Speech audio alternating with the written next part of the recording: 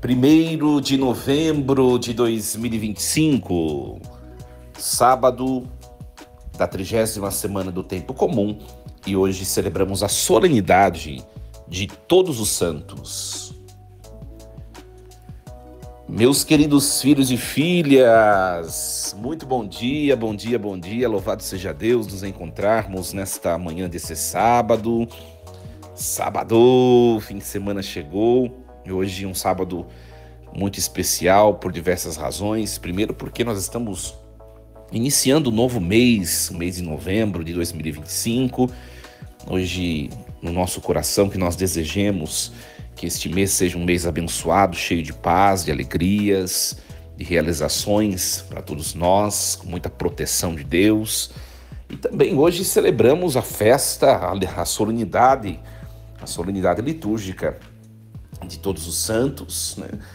Uma solenidade bastante importante para nós, e além também desse motivo, partilho com vocês a minha alegria. Hoje é o meu aniversário de ordenação diaconal, né? No 1º de novembro de 2019, lá na minha paróquia de origem, paróquia São Roque, na cidade de Jundiaí, estava eu sendo ordenado pela imposição de mãos de Dom Vicente Costa, diácono da igreja. Foi uma ocasião muito especial na minha vida, estar naquele lugar para mim tão especial, na minha paróquia de origem, me tornar membro do clero. Foi um momento muito especial, e hoje comemoro aniversário de ordenação diaconal. Dia muito importante, muito bom. Muito bem, queridos, antes de nós partilharmos a palavra do dia e depois refletirmos sobre ela, nós vamos falar um pouquinho sobre essa solenidade tão importante que vivemos hoje. Iniciemos em nome do Pai, e do Filho, e do Espírito Santo. Amém. Muito bem. A solenidade de Todos os Santos, minha gente, ela é celebrada sempre em 1º de novembro, no calendário geral, né? É uma das festas mais bonitas e profundas do calendário litúrgico. Ela expressa a alegria, a esperança cristã diante da comunhão dos santos. Todos aqueles que já participam da vida plena de Deus e do céu. Então vamos entender um pouquinho melhor essa festa, essa solenidade litúrgica. Desde os primeiros séculos, a gente precisa entender isso, tá? Desde os primeiros séculos, a igreja lembrava com veneração dos mártires, né? Eram cristãos que derramaram o seu sangue por serem cristãos, por Jesus Cristo. Com o tempo, pegou-se o hábito de lembrar dessas pessoas que entregaram suas vidas por Cristo e pela igreja, né? Nós dizemos que quando nós lembramos, nós fazemos memória. Por isso que a gente fala, nós celebramos a memória de tal santo, ou seja, fazer lembrança, fazer memória, lembrar tal pessoa que fez um feito tão importante, né? E existem muitos mártires, sobretudo, e cristãos, que viveram uma vida reta, uma vida exemplar. Muitos também entregaram suas vidas, derramaram seu sangue por Cristo e pela igreja, mas não são lembrados na sua pessoa, né? Simplesmente são personagens importantes que são anônimas, não é verdade? E nós celebramos esse 1º de novembro exatamente lembrando a memória desses que são anônimos, que não foram reconhecidos nominalmente e que já gozam da perfeição do céu, né? Então, vamos pegar um pouquinho o histórico dessa festa, né? Já no século IV, já haviam celebrações locais em honra de Todos os Santos. Olha, minha gente, nós estamos falando do século IV do cristianismo. Vamos lembrar um pouquinho para vocês. Aqui não existiam igrejas protestantes, não existiam cismas, tá? Uma única igreja, século IV, tá? Uma única igreja. O cisma do Oriente aconteceu no ano de 1054. O cisma do Ocidente aconteceu no ano de 1517, onde surgiram igrejas protestantes. Hoje os nossos irmãos protestantes criticam essa devoção dos santos, só que isso daí vem desde os primórdios, desde o início do cristianismo. Será que nós somos dignos de criticar uma coisa que é tradicional? Para a gente refletir um pouquinho. Depois nós vemos no século IX que o Papa Gregório IV ele estendeu a festa, que eram festas locais, para toda a igreja. Então a igreja, no âmbito universal, passou a celebrar esta festa litúrgica de Todos os Santos, né? Então, essa festa litúrgica, nós chamamos de grau de solenidade, né?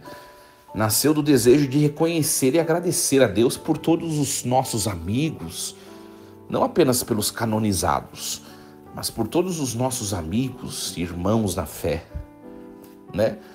Que viveram a santidade de maneira escondida, oculta, desconhecida. É esse o sentido da festa, tá? Solenidade de Todos os Santos, gente, celebra a comunhão dos santos, que é um dos artigos do credo, né? Nós, aos domingos e solenidades, nós professamos a fé, né? Creio na comunhão dos santos, é um dos artigos. É exatamente esse artigo que nós celebramos hoje. Creio na comunhão dos santos. Isso significa o quê? Que nós somos uma só família, formada pelos que já estão de maneira perfeita no céu, né? Nós chamamos de igreja gloriosa, pelos que ainda se purificam, estão a caminho do céu, já partiram dessa terra, mas ainda estão se purificando das penas que ainda não foram sanadas, né? Que é o que nós chamamos de purgatório. E também por nós que ainda peregrinamos na terra, que nós chamamos de igreja militante ou peregrina. A igreja, com I maiúsculo, é composta por essa grande família, esses três instâncias ou compartimentos, né, na busca da santidade. Então, celebrar Todos os Santos é reconhecer a santidade, que a santidade é a vocação universal. Todos são chamados a ser santos. Infelizmente, os nossos irmãos protestantes, eles confundem um pouco esse termo santidade, a expressão ser santo, né? E de fato está no Antigo Testamento. Só Deus é santo. Santo, santo, santo, Senhor do universo. Nós proclamamos em toda a missa, né? Após a declamação do prefácio, que Deus é o único santo. Deus é o único santo porque é fonte de santidade. Só que quando Deus envia o seu Filho Jesus Cristo, né? Ou seja, o Filho de Deus se torna ser humano. Então, agora, na pessoa do Filho, é possível a santidade ao ser humano, porque o Filho se tornou ser humano. E o Filho é perfeito, é santo. Para vocês entenderem? Então, a santidade inalcançável em todo o Antigo Testamento, na humanidade do Filho de Deus, o Deus que se fez ser humano, Jesus Cristo, ela se torna possível. Então, nós podemos agora dizer, é possível ser santo quando nós estamos na configuração e na imitação da humanidade de Jesus. É simples. Não é tão simples, gente, é desafiador. Mas nós podemos viver isso. Isso vem de nós? É claro que não vem de nós. Isso vem de Deus. Ele, por excelência, é a única fonte de santidade.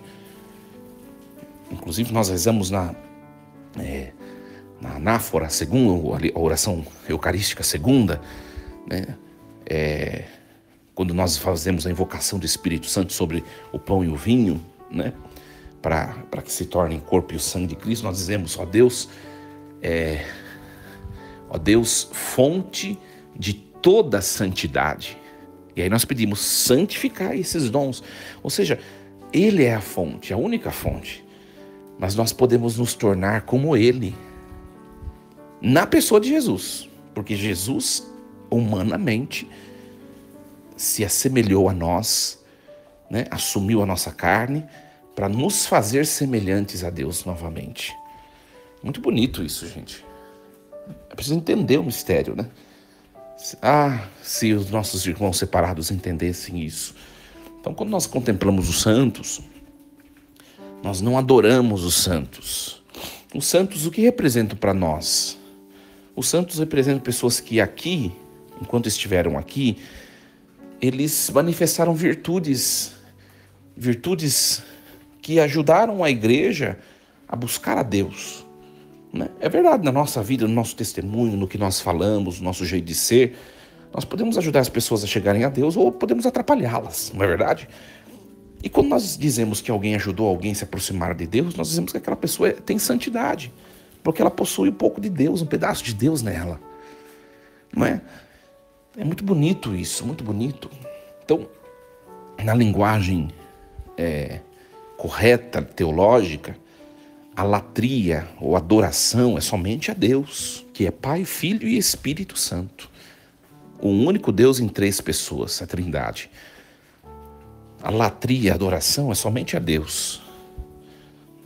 Por isso que no culto litúrgico que a igreja presta, nós nunca nos ajoelhamos diante de imagem.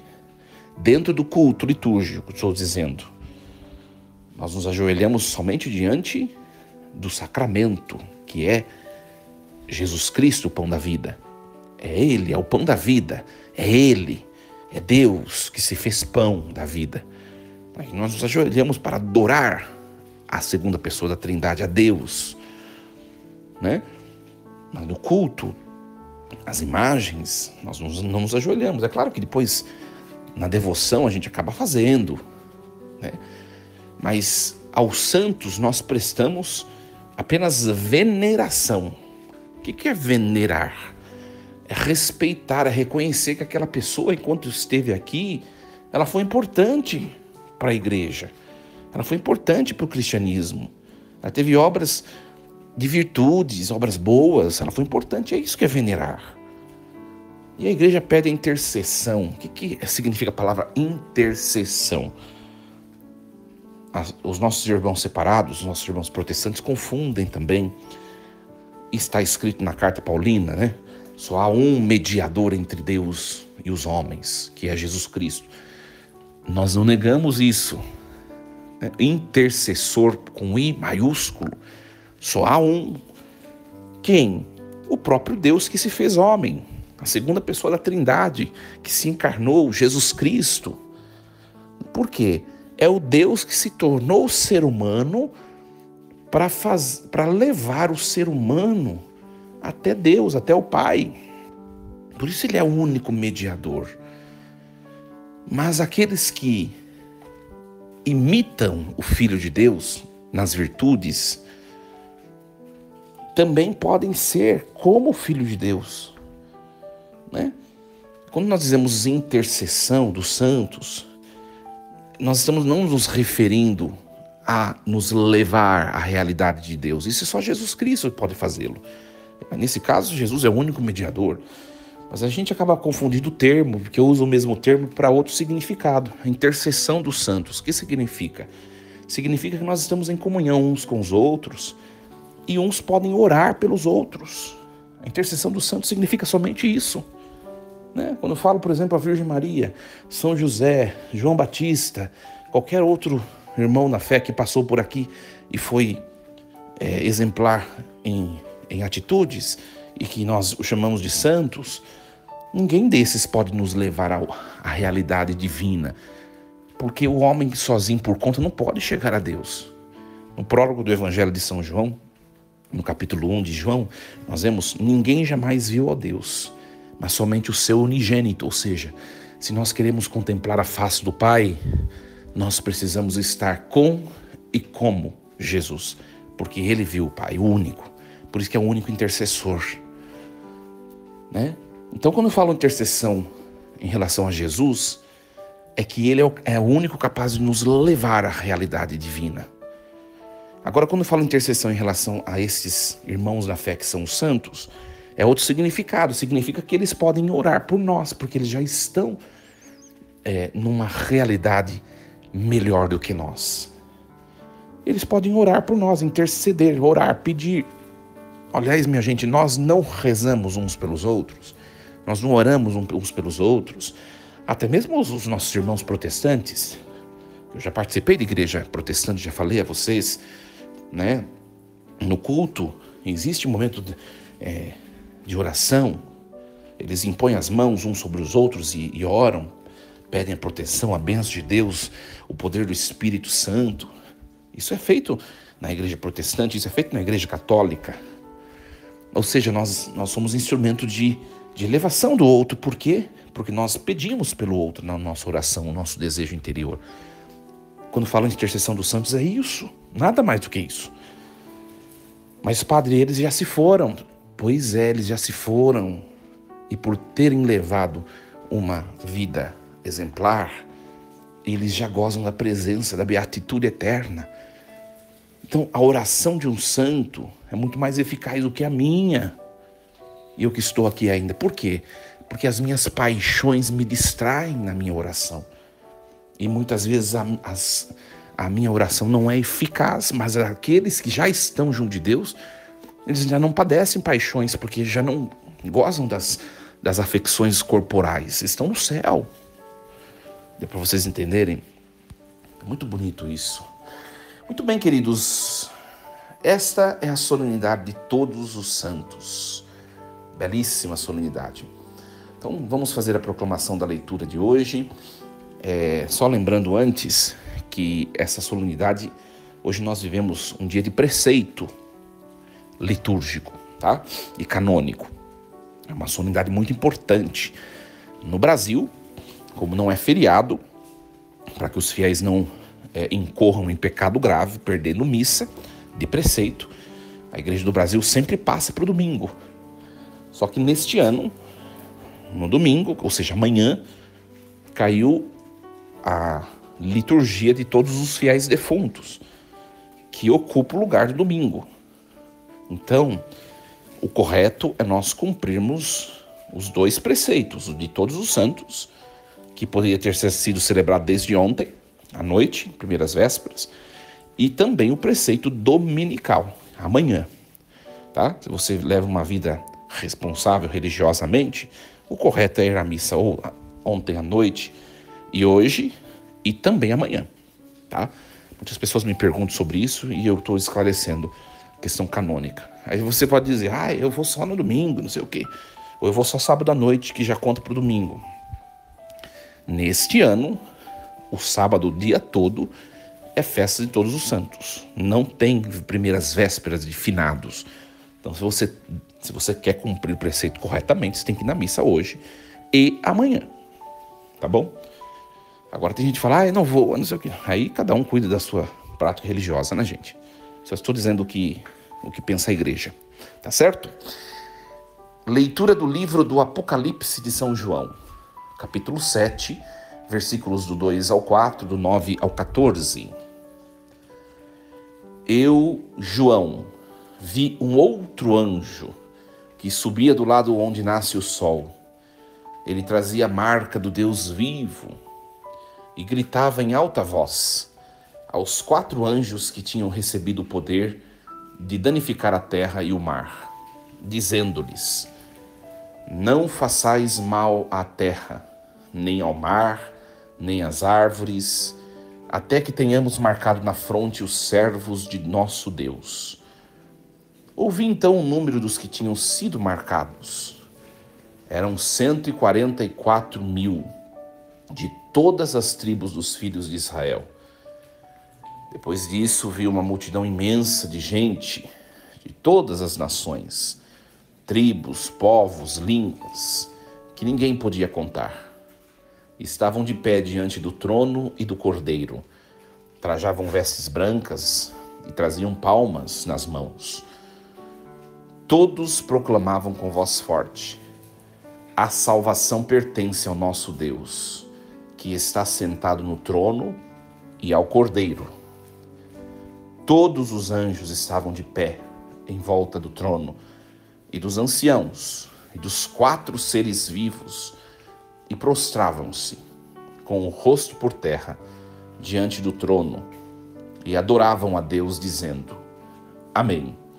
O louvor, a glória e a sabedoria, a ação de graças, a honra, o poder e a força pertencem ao nosso Deus para sempre. Amém. E um dos anciãos falou comigo e perguntou: quem são esses vestidos com roupas brancas?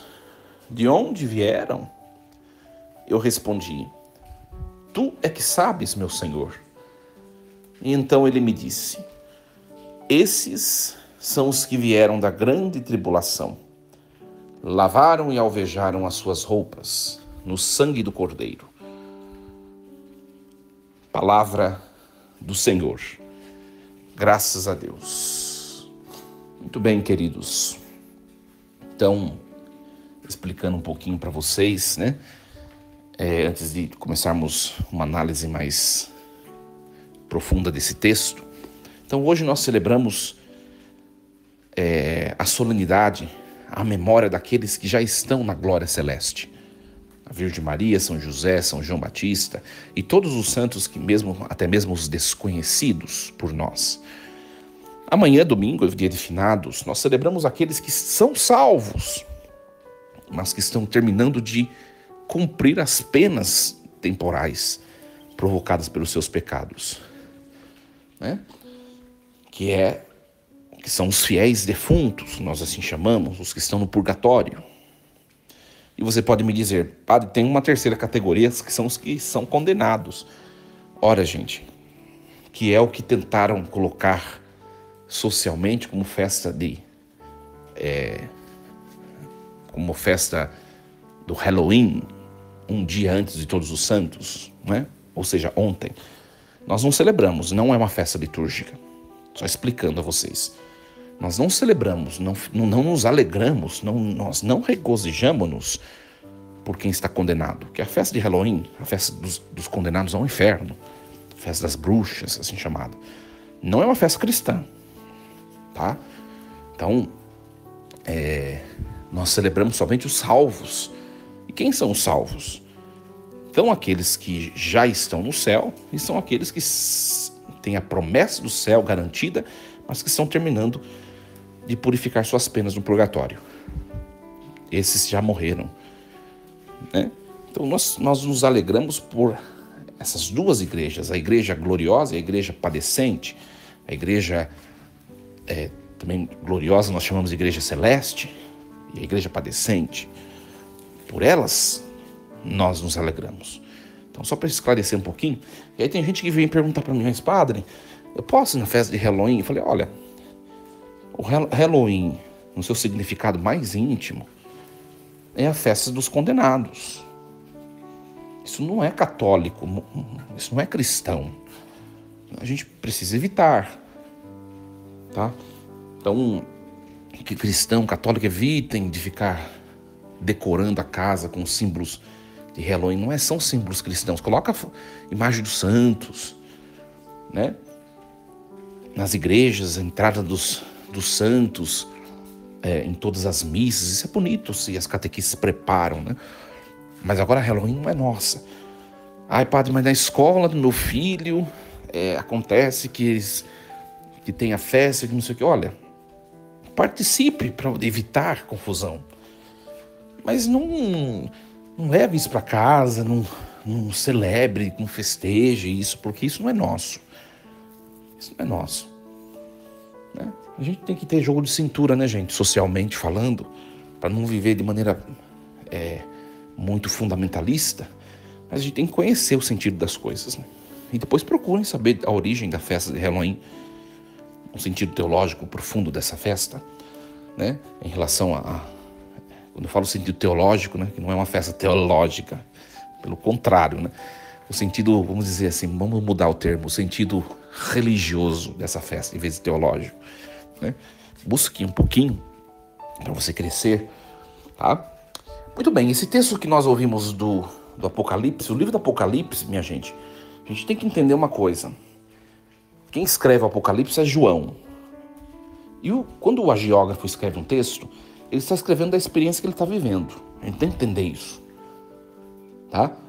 Os nossos irmãos protestantes pegam o livro do Apocalipse de São João e eles começam a atribuir elementos, porque o livro do Apocalipse é cheio de simbolismos, né? Por exemplo, chamam a Igreja Católica de Babilônia. Minha gente, Isso é injustiça com o texto e com o agiógrafo. Quando João escreve, não existe uma igreja institucionalizada ainda. Existe uma igreja comunidade, assembleia, né, comunidade, povo de Deus, como sempre existiu. Mas não existe a igreja institucionalizada, como nós conhecemos hoje. Então, eu dizer que João está falando de uma igreja institucionalizada é injustiça, porque ele não está falando, ele está falando do que ele está vivendo. A gente precisa entender isso um pouco. Então, não leiam a Bíblia sem... Prestem atenção, vocês que são católicos. Não leiam nenhum texto bíblico sem a igreja, que vocês vão incorrer em erro grave. Tá? Então, o livro do Apocalipse ele foi escrito por João em um contexto de perseguição e de sofrimento dos cristãos. Provavelmente durante o reinado do imperador romano Domiciano. Domiciano reinou no finalzinho do século I como imperador romano.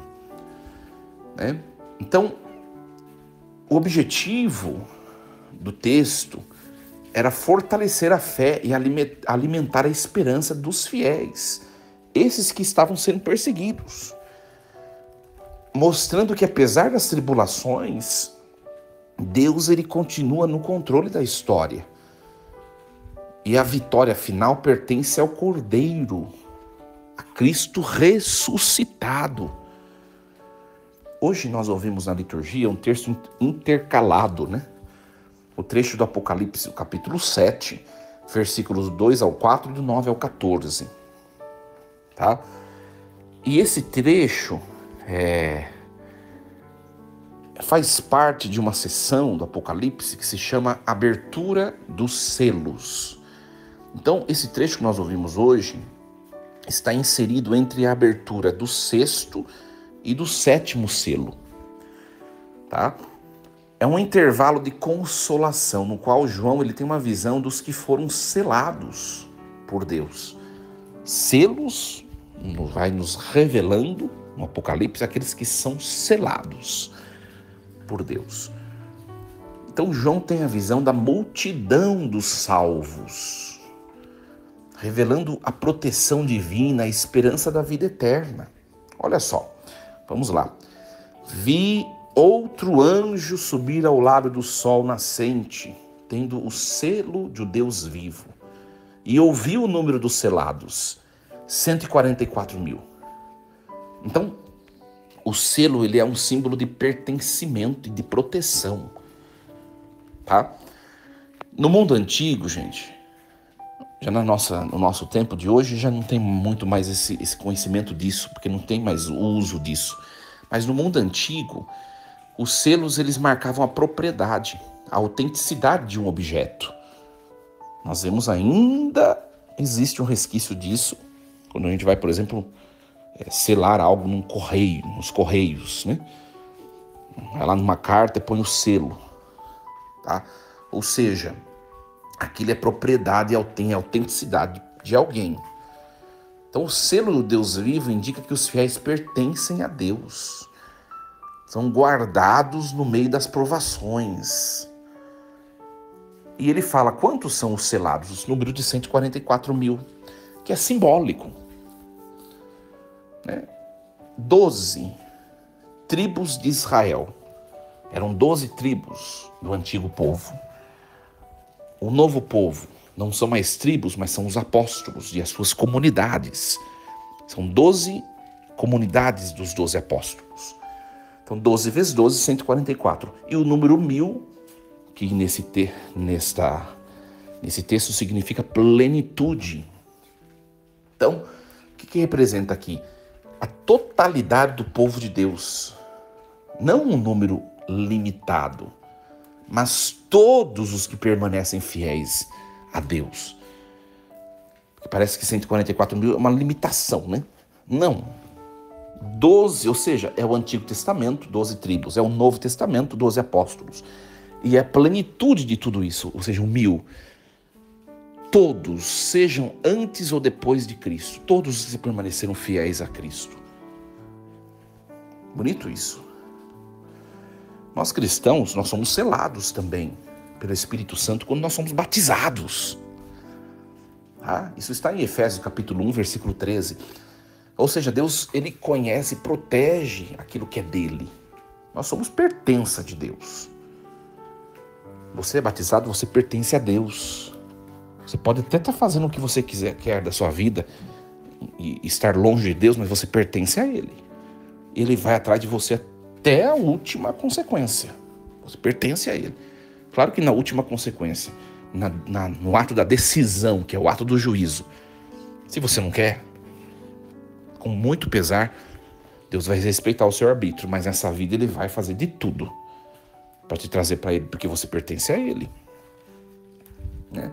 Depois nós vemos o versículo 9 e 10. Depois disso vi uma multidão imensa. Ninguém podia contar, todas as nações, tribos, povos, línguas. Então a visão ela se amplia um pouco. Não é apenas Israel. Não é apenas os descendentes dos 12 apóstolos, ou seja, da igreja. Mas é toda a humanidade é chamada à salvação. Então a multidão vestida de branco, a palavra branco significa, veste branca significa pureza, né, gente? E também vitória. A palma nas mãos é o símbolo da vitória, do triunfo, da alegria. Essa multidão adora a Deus, ao Cordeiro. Então o louvor é universal. A salvação é dom gratuito de Deus. Nós vemos a igreja, ela é chamada para ser um sinal de comunhão universal, acolhendo a todos sem distinção, né? Por isso que nós vemos no Papa Leão XIV, um Papa tão aberto ao ecumenismo e também ao diálogo interreligioso. Quando a gente fala ecumenismo, a gente está falando da relação e do diálogo com os cristãos, os que são separados de nós da Igreja Católica, mas que são cristãos. E quando nós falamos diálogo interreligioso, nós estamos falando do diálogo com aqueles que não são cristãos, mas têm outras religiões. Nós precisamos estar abertos a isso, gente. Eles precisam ser salvos. Deus quer a sua salvação também. Tá? São os que vieram da grande tribulação. Lavaram e alvejaram as suas vestes no sangue do Cordeiro. Então, os tribulados, os que padecem tribulação, são os que permaneceram fiéis a Cristo até o fim. Mesmo enfrentando perseguições, sofrimentos, suas vestes são purificadas no sangue do Cordeiro. A salvação vem do sacrifício de Cristo. Claro que João está fazendo aqui memória. Olha só, João está fazendo memória, gente. A igreja faz por todos esses séculos, na caminhada na história, memória dos que lavaram e alvejaram suas vestes no sangue do Cordeiro. São os mártires. Por isso que nós rememoramos, nós celebramos a memória dos santos na liturgia. Não para adorá-los, mas para lembrar os seus feitos. A nós que muitas vezes somos tão defeituosos, né? Então, João está fazendo memória desses tribulados. Ele está lembrando daqueles que estão morrendo por Cristo. Mais uma vez, João está escrevendo no século, no governo de Domiciano, que é um imperador muito maldoso, que está matando muitos cristãos. João sabe que muitos cristãos estão morrendo por serem cristãos. E ele está fazendo memória desses que estão sendo fiéis até o fim. Não desistiram, não voltaram atrás. Então, para a gente entender um pouco, na vida cristã, o sofrimento não é o fim, mas ele é um caminho de purificação de fidelidade. Ser fiel em meio às provações é participar da vitória do Cordeiro. Tá? Então, minha gente, eu não vou mais me delongar, que já passamos muito do tempo. Mas esse Apocalipse capítulo 7, versículos 2, 4, 9 e 14, é uma mensagem de esperança e de consolo. Deus, ele não abandona os seus em meio às tribulações. Todos os que guardam a fé são selados com o Espírito Santo, purificados pelo sangue do Cordeiro e chamados a viver a vida eterna. Nós rememoramos aqueles que foram fiéis enquanto aqui peregrinavam na terra. É isso que nós celebramos hoje, com muita alegria. Que Deus nos abençoe e que essa solenidade seja um convite para nós também vivermos fielmente ao Senhor.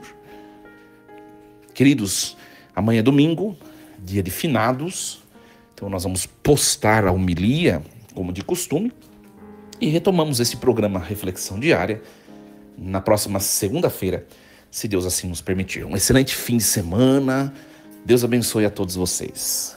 Em nome do Pai, e do Filho, e do Espírito Santo. Amém. Força e coragem, e lembremos-nos sempre, Deus está no comando de tudo.